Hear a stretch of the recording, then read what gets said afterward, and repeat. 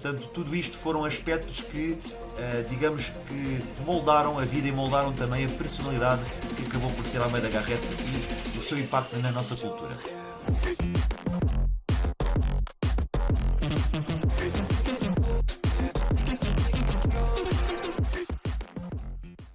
Toca a partilhar. E subscrevam, hein? Olá, bem-vindos todos ao nosso canal, bem-vindos todos à playlist de português, neste caso português de 11º ano. Vamos continuar a matéria que deu início com o sermão, vamos continuá-la com Almeida Garrett com Frei Luís de Sousa. Porquê? Porque é a continuação, digamos, cronológica da nossa literatura portuguesa a abordar no 11º ano. Como é que este vídeo vai ser, como é que este vídeo vai ser organizado? Vamos primeiro apresentar Almeida Garrett. É a primeira vez que o tratamos aqui no nosso canal. E é importante porque marca um período muito importante, marca a cultura do nosso país, marca a cultura da nossa literatura e da nossa mentalidade artística em Portugal. Portanto, vamos primeiro abordar Almeida Garrett, o que é que ele fez e como é que ele entra na nossa literatura. Depois vamos fazer a ponte para o que é que ele, aliás, como é que ele trata essa nova corrente literária em Frei Luís de Sousa, que é a obra que vamos tratar aqui neste vídeo. Portanto, tal como mencionei, Almeida Garrett foi aqui uma personagem muito importante.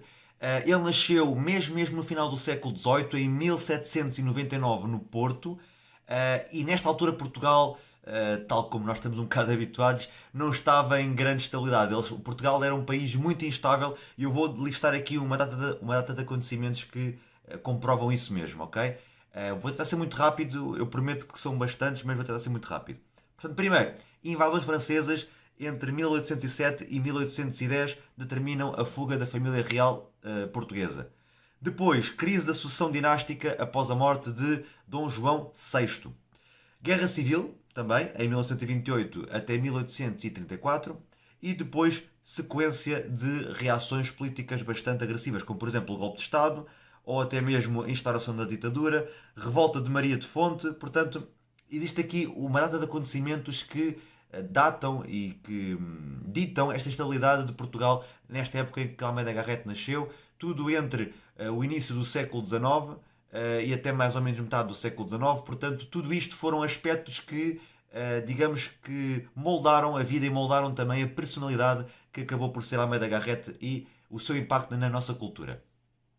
Almeida Garrett ficou conhecido no meio disto tudo por uma coisa, por um aspecto bastante fundamental, que é Almeida Garrett instaurou as raízes e solidificou o romantismo em Portugal. Nós nesta altura aqui estávamos, digamos, numa corrente meio neoclássica e Almeida Garrett entrou para solidificar a corrente neoclássica e enraizar o romantismo em Portugal. O que é que significa este romantismo a dominar a cultura portuguesa? Eu vou salientar aqui 4 aspectos muito importantes que também são aqueles que são salientados em Frei Luís de Sousa, para vocês terem um pouco uma noção do que é o romantismo em Portugal. Depois, se quiserem um pouco mais de pormenores, vão também ao resumo que está lá no Patreon, porque lá vão encontrar o resumo muito mais alargado e muito mais explícito. Portanto, o romantismo em Portugal prende-se, e especialmente aqui em Frei Luís de Sousa, prende-se em 4 aspectos. Primeiro, a valorização do eu, entre aspas, o que é que isso significa? Valorização da pessoa enquanto personagem principal da história.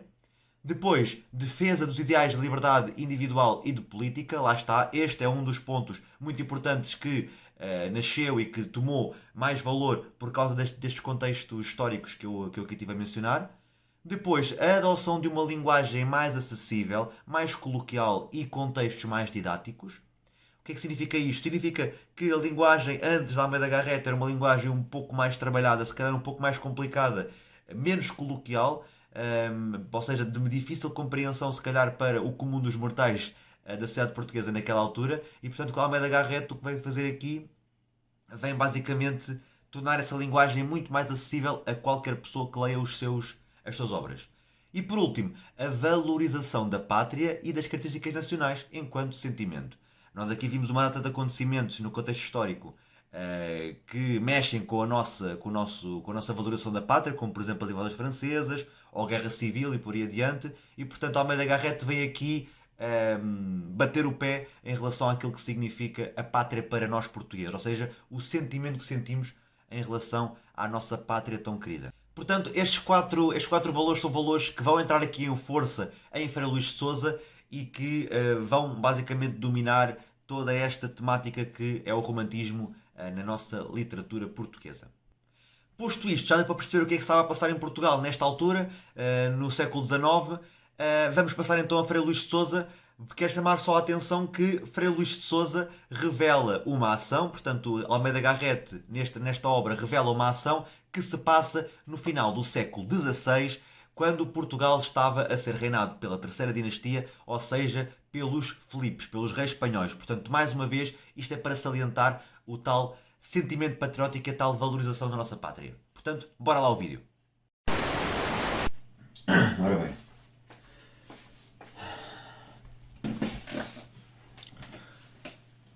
Bora lá.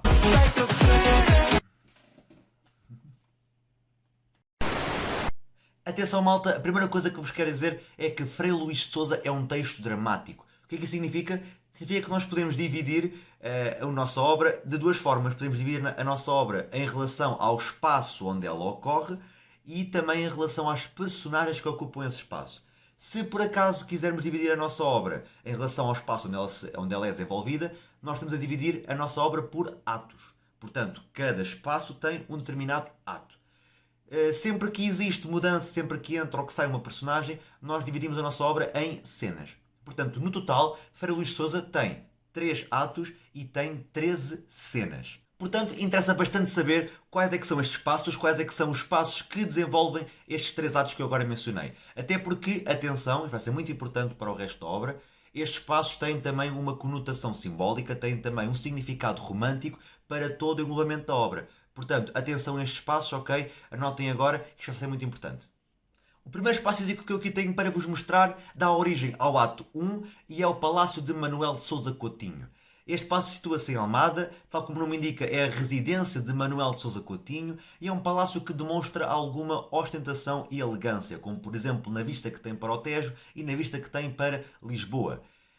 Este palácio aqui é um palácio que acaba por ser um grande abrigo, um abrigo estável para a família de Manuel de Sousa Coutinho, mas não nos podemos esquecer como isto é um romance, como estamos aqui a traçar a fase do romantismo, o ato 1 vai acabar em grande tragédia com um incêndio que acaba por destruir todo o palácio de Manuel de Sousa Coutinho e é o que vai dar origem depois ao ato 2. O ato 2 passa-se agora no Palácio de Dom João de Portugal. Este palácio também se situa em Almada. Dom João de Portugal, que era o antigo dono deste palácio, é ex-marido de Dona Madalena, que neste momento é casada com Manuel de Sousa Coutinho, e a família decide mudar-se para lá por causa do incêndio no antigo palácio. Acontece que este palácio, este novo palácio de Dom João de Portugal, é um ambiente completamente diferente a nível simbólico daquilo que era o palácio anterior. Este aqui transmite o ambiente escuro, transmite o ambiente antigo e melancólico, deixa as personagens enclausuradas, deixa-as a serem consumidas pelo seu próprio espírito, pelo espírito e pela memória passada. Portanto, é um palácio completamente diferente daquilo que era o Palácio de Manuel de Sousa Coutinho. No entanto, há aqui referências muito importantes a nível patriótico. Este palácio aqui tem 3 retratos de família muito importantes. Primeiro, um retrato de Dom João de Portugal, no centro. Depois, 2 retratos que não são de família, mas também são muito importantes. O retrato de Dom Sebastião e o retrato de Camões. Tudo isto são, lá está, referências ao que eu falei há bocadinho, da tal valorização patriótica que Almeida Garrett faz aqui em Frei Luís de Sousa. Agora, no terceiro ato, há também uma viragem bastante brusca do espaço, tal como existiu do primeiro para o segundo ato. O que é que acontece aqui no terceiro ato? Este espaço aqui é um espaço que também se situa no Palácio de Dom João de Portugal, só que situa-se na parte de baixo do palácio. Portanto, é um espaço físico ligeiramente diferente. E a nível da sua caracterização é brutalmente diferente. Este é um espaço que não é ornamentado, é um espaço muito amplo, sem quaisquer ornamentos e bastante virado para a presença religiosa. A religião aqui nesta parte do palácio tem uma presença bastante acentuada e é muito motivada pela comunicação constante que tem com a capela da Senhora da Piedade, que se situa muito perto desta zona.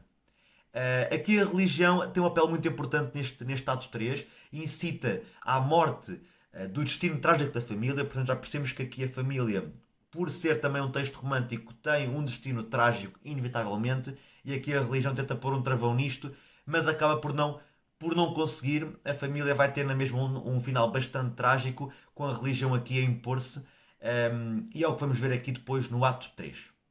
Agora que percebemos quais é que são os atos e onde é que eles se situam, vamos agora perceber quais é que são as personagens. Ora bem, aqui as personagens são muito simples e relacionam-se de uma forma bastante simples também. Nós temos como papel principal Dona Madalena, diria eu. A Dona Madalena tinha um casamento legítimo com Dom João de Portugal, só como eu já mencionei, Dom João de Portugal foi dado como desaparecido e, portanto, na iminência da sua morte, da morte do seu marido, Dona Madalena acabou por casar-se depois com Manuel de Sousa Coutinho, com quem depois tem uma filha, Maria. Este casamento aqui é um casamento que à primeira partida parece legítimo, mas Dom João de Portugal nunca foi dado como morto e é por isso, é daqui que vem o final trágico depois desta família. Temos ainda depois o Frei Jorge. Frei Jorge é irmão de Manuel e vai ter um papel bastante importante no final da história. E temos ainda um amigo da família, é o Telmo, é um grande amigo de família, o escudeiro de Dom João de Portugal, portanto um amigo que está ligado quase de sangue ao ex-marido de Dona Madalena, que vai acompanhar toda a família neste trajeto. Portanto, agora que sabemos os três atos e sabemos também agora as personagens, temos todas as condições para passarmos agora ao resumo da obra. O primeiro ato começa então com Dona Madalena no palácio de Manuel de Sousa Coutinho. É uma cena solitária onde Dona Madalena revela algumas histórias e revela o seu pensamento acerca de algumas histórias trágicas de Portugal e da sua história, como por exemplo a história de Dom Pedro e Dona Inês, ou até mesmo alguns episódios dos Lusíadas. Isto dá para percebermos já que a obra começa já com alguns indícios trágicos daquilo que poderá vir a acontecer com esta família. Existe aqui um sentimento de felicidade por parte de Dona Madalena pelo seu casamento com Manuel de Sousa Coutinho e por ter uma filha com ele, que é a Maria, que ela ama tanto. No entanto, também existe aqui um desespero e é o fantasma que assombra Dona Madalena, o fantasma de nunca saber se o seu ex-marido está morto ou não está morto. Porque isto aqui é muito importante do ponto de vista religioso. Um casamento não é legítimo se o seu marido, se neste caso se o seu ex-marido continua vivo. E portanto isto aqui é um fantasma que vai acompanhar e vai assombrar esta família, especialmente Dona Madalena, para o resto da obra. Aqui no ato 1, Telmo entra pela primeira vez em cena. Telmo é uma personagem que se revela bastante cúmplice da família. Ele ama do ponto de vista carinhoso Madalena, ama também Maria, portanto gosta bastante da família. No entanto, ele não aprova a 100% a relação que Dona Madalena tem com Manuel de Sousa Coutinho. Não nos podemos esquecer que Telmo foi escudeiro de Dom João de Portugal, é uma pessoa muito leal a Dom João de Portugal, portanto, enquanto não existir a confirmação que Dom João de Portugal está morto, o Telmo fica sempre aqui de pé atrás em relação a esta relação. Aqui o conflito deste ato prende-se com uma coisa bastante simples. O conflito deste ato é a decisão dos governantes apoiantes dos reis Filipos, dos reis espanhóis que na altura governavam Portugal. Esses governantes querem tomar conta do palácio de Manuel de Sousa Coutinho por fins políticos e por fins estratégicos. Ora, Manuel de Sousa Coutinho não está nada de acordo com esta decisão e, portanto, sendo ele uma pessoa bastante patriótica, lá está, os tais sentimentos patrióticos que eu falei há bocadinho, ele decide queimar e incendiar a sua própria casa. E é aqui que o ato 1 termina com o incendiamento da casa do palácio de Manuel de Sousa Coutinho. Aqui a família tem que se mudar, obviamente, de palácio e é aqui que acaba o ato 1. Acaba com um ato bastante patriótico, com um ato de coragem, um ato que é bastante ousado, mas também bastante admirado por toda a família, o ato de Manuel Sousa Coutinho incendiar a sua própria casa. Se acham que o ato 1 foi um ato bastante atribulado, esperem para ver agora o ato 2. O ato 2 situa-se agora no Palácio de Dom João de Portugal, após o incêndio no Palácio de Manuel de Sousa Coutinho. E aqui este ato 2 tem muitos acontecimentos importantes para o resto da obra.